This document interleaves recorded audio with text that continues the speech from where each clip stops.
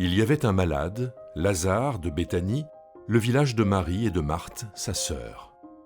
C'est Marie qui répandit du parfum sur le Seigneur et qui lui essuya les pieds avec ses cheveux, et c'est son frère, Lazare, qui était malade. Les sœurs envoyèrent quelqu'un lui dire « Seigneur, celui que tu aimes est malade. » Quand il entendit cela, Jésus dit « Cette maladie ne mène pas à la mort. Elle est pour la gloire de Dieu, afin que par elle, le Fils de Dieu soit glorifié. » Or Jésus aimait Marthe, sa sœur, et Lazare. Quand donc il eut entendu dire que celui-ci était malade, il demeura encore 2 jours au lieu où il était, puis il dit aux disciples « Retournons en Judée. » Les disciples lui disent « Rabbi, tout récemment les Juifs cherchaient à te lapider, et tu y retournes. » Jésus répondit « N'y a-t-il pas 12 heures dans le jour ? Si quelqu'un marche de jour, il ne trébuche pas, parce qu'il voit la lumière de ce monde. Mais si quelqu'un marche de nuit, il trébuche, parce que la lumière n'est pas en lui. » Après avoir dit cela, il ajoute « Lazare, notre ami, s'est endormi, mais je vais le réveiller de son sommeil. » Les disciples lui dirent « Seigneur, s'il s'est endormi, il est sauvé. » Jésus avait parlé de sa mort, mais eux pensèrent qu'il parlait d'un simple sommeil. Alors Jésus leur dit ouvertement « Lazare est mort, et pour vous, je me réjouis de n'avoir pas été là, afin que vous croyiez. Mais allons vers lui. » Thomas, celui qu'on appelle le jumeau, dit alors aux autres disciples « Allons-y nous aussi pour que nous mourions avec lui. » À son arrivée, Jésus constata que Lazare était déjà dans le tombeau depuis 4 jours. Or Béthanie était proche de Jérusalem, à 15 stades environ. Beaucoup de Juifs étaient venus trouver Marthe et Marie pour les réconforter au sujet de leur frère. Lorsque Marthe eut entendu dire que Jésus arrivait, elle vint au-devant de lui, tandis que Marie restait assise à la maison. Marthe dit à Jésus, « Seigneur, si tu avais été ici, mon frère ne serait pas mort. Mais maintenant même, je sais que tout ce que tu demanderas à Dieu, Dieu te le donnera. » Jésus lui dit, « Ton frère se relèvera. » « Je sais, lui répondit Marthe, qu'il se relèvera à la résurrection, au dernier jour. » Jésus lui dit, « C'est moi qui suis la résurrection et la vie. Celui qui met sa foi en moi, même s'il meurt, vivra. Et quiconque vit et met sa foi en moi ne mourra jamais. Crois-tu cela ?» Elle lui dit, « Oui, Seigneur. Moi je suis convaincu que c'est toi qui es le Christ, le Fils de Dieu, celui qui vient dans le monde. » Après avoir dit cela, elle s'en alla. Puis elle appela Marie, sa sœur, et lui dit en secret, « Le Maître est arrivé, il t'appelle. » Dès qu'elle entendit cela, celle-ci se leva vite pour venir à lui, car Jésus n'était pas encore entré dans le village. Il était encore au lieu où Marthe était venue au-devant de lui. Les Juifs qui étaient dans la maison avec Marie pour la réconforter, la virent se lever vite et sortir. Ils la suivirent, pensant qu'elle allait pleurer au tombeau. Lorsque Marie fut arrivée là où était Jésus et qu'elle le vit, elle tomba à ses pieds et lui dit « Seigneur, si tu avais été ici, mon frère ne serait pas mort. » Quand Jésus la vit pleurer et qu'il vit pleurer aussi les Juifs qui étaient venus avec elle, son esprit s'emporta et il se troubla. Il dit « Où l'avez-vous mis ?»« Seigneur, lui répondirent-ils, viens voir. » Jésus fondit en larmes. Les Juifs disaient donc « Voyez comme il l'aimait. » Mais quelques-uns d'entre eux dirent « Lui qui a ouvert les yeux de l'aveugle, ne pouvait-il pas aussi faire en sorte que cet homme ne meure pas ?» Jésus, s'emportant de nouveau, vint au tombeau. C'était une grotte et une pierre était placée devant. Jésus dit « Enlevez la pierre. » Marthe, la sœur du mort, lui dit « Seigneur, il sent déjà.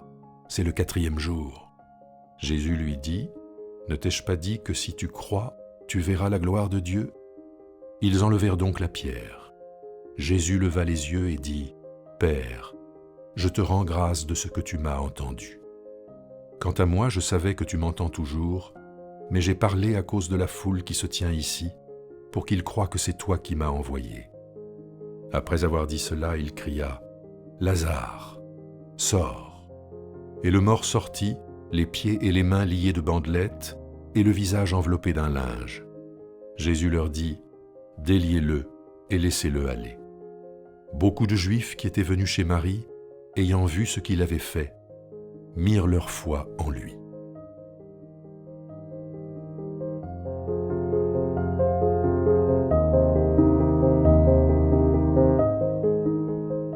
Le relèvement de Lazare d'entre les morts est peut-être le miracle le plus spectaculaire de l'Évangile, et la fin du récit nous dit que, voyant cela, beaucoup de Juifs crurent en Jésus. Mais le verset qui suit, qui n'est pas reçu dans notre texte, qui n'est pas lu dans notre texte, le verset qui dit « Alors les religieux se réunirent pour trouver le moyen de le faire mourir ». C'est-à-dire que lorsque Jésus relève Lazare d'entre les morts, eh bien cela va provoquer ou accélérer sa propre mise à mort. Lorsque Jésus reçoit l'annonce de la maladie de Lazare, le texte nous dit qu'il a mis 2 jours avant de se mettre en route vers Béthanie. 2 jours comme si il avait fallu un temps pour savoir ce qu'il devait faire et pour prendre sa décision. Le temps, nous sommes dans le 4e évangile, l'heure, la bonne heure, est un thème qu'on retrouve régulièrement. Souvent dans le 4e évangile, on nous dit que l'heure n'était pas encore venue. Et puis, à partir d'un moment, et c'est d'ailleurs quand Jésus va laver les pieds de ses disciples, on dit « Maintenant que l'heure est venue pour le Fils de l'homme de passer de notre terre vers le Père. » C'est-à-dire qu'il y a toute une théologie du bon moment, de la bonne heure. Eh bien, nous avons le sentiment que par rapport à la rencontre de Jésus avec les 2 sœurs de Lazare, il y avait le temps de la patience, on attend 2 jours, et puis le bon moment où Jésus, résolument, va à Béthanie pour affronter la mort de son ami. Lorsque Jésus se retrouve devant le tombeau de Lazare, le texte nous dit qu'il fondit en larmes. Jésus pleura, le plus court verset qu'on trouve dans le Nouveau Testament. Pourtant, à ce moment-là, Jésus sait qu'il va relever Lazare, puisqu'il dit lui-même, puisque juste après, il appelle Lazare à sortir de son tombeau, et pourtant il pleure parce qu'il est saisi par l'ambiance dramatique. Il a vu la souffrance de Marthe, il a vu la souffrance de Marie, et puis peut-être que ces larmes sont des larmes aussi spirituelles, et toutes les traditions spirituelles ont accordé une valeur aux larmes. Alors la tradition rabbinique, le verset psaume 6 dit que David pleurait toutes les nuits, et les commentaires disent que toutes les nuits, il pleurait une tasse de larmes qu'il buvait avec de la cendre au petit matin en signe de repentance. Mais au-delà de ça, la tradition dit que les larmes accélèrent la venue du Messie, ou que les larmes permettent de comprendre un texte qui est resté obscur. Donc on voit que derrière ces larmes de Jésus, il y a quelque chose qui nous dit la démarche spirituelle.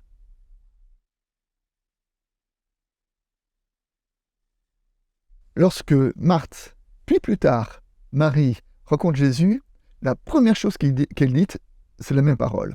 Si tu avais été là, ça ne se serait pas arrivé. Donc les 2 sœurs sont dans ce que j'appelais la tyrannie des si. Si j'avais fait ceci, si s'était passé cela, l'histoire aurait été différente. Et devant une catastrophe, devant un deuil, on est souvent travaillé par ces si. Qu'ai-je fait pour qu'il arrive cela? Qu'aurais-je pu faire pour que cela soit évité? Et Jésus invite à sortir de cette nostalgie du passé, au contraire pour se tourner vers l'avenir, quand il répond à Marthe, « Ton frère ressuscitera ».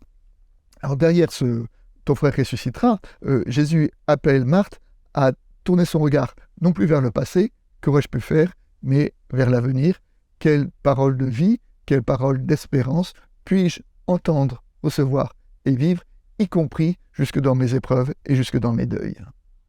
Lorsque Jésus dit à Marthe, ton frère ressuscitera, Marthe lui répond, oui, je sais, il ressuscitera au dernier jour. Et là, Jésus répond, je suis la résurrection et la vie. C'est-à-dire que Jésus invite Marthe à passer d'une espérance qui concerne la fin des temps à une espérance qui a à accueillir aujourd'hui. Que la résurrection, la parole de résurrection, est aussi une parole à entendre et à recevoir dans l'aujourd'hui de notre temps. C'est ce que, à propos des deuils, ce que Paul a développé dans l'Épître aux Thessaloniciens, lorsqu'il dit à propos de ceux qui sont morts, je ne veux pas que vous soyez dans la tristesse, comme les autres, comme ceux qui n'ont pas d'espérance. Ça ne veut pas dire qu'on ne peut pas être triste, mais ça veut dire que notre tristesse est différente parce que l'espérance de la résurrection nous dit une parole de vie pour nous aujourd'hui jusque dans nos morts. Ensuite, Jésus dit celui qui croit en moi ne mourra pas. Alors, nous savons bien que cette parole est entendue dans un sens symbolique, que la parole de l'Évangile, ce n'est pas l'absence de mort, ce n'est pas la non-mortalité. La parole de l'Évangile, c'est une parole de résurrection. Et la résurrection n'est pas l'annihilation de la mort, mais la résurrection est un au-delà de la mort. Donc lorsque Jésus dit « celui qui croit en moi ne mourra pas », il veut dire qu'il est porteur d'une vie qui habite notre existence, je veux dire, au-delà même de notre mortalité ou de notre rapport à la mort. Et cette parole-là, c'est quoi? C'est la parole de l'espérance. Et c'est l'espérance d'une présence jusque dans l'au-delà de notre vie, mais d'une espérance à recevoir aujourd'hui, dans l'aujourd'hui de notre temps.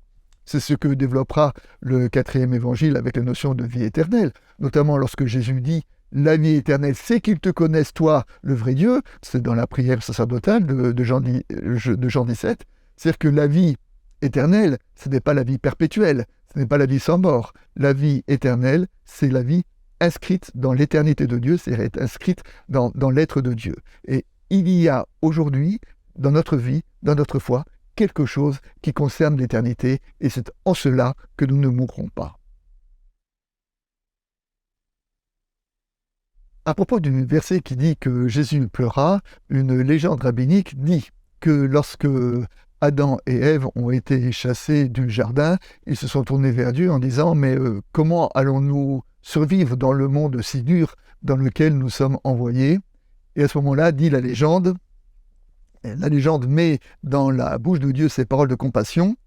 « Je sais que des jours très rudes vont venir sur vous, mais sachez que je vous aime et que rien ne vous manquera.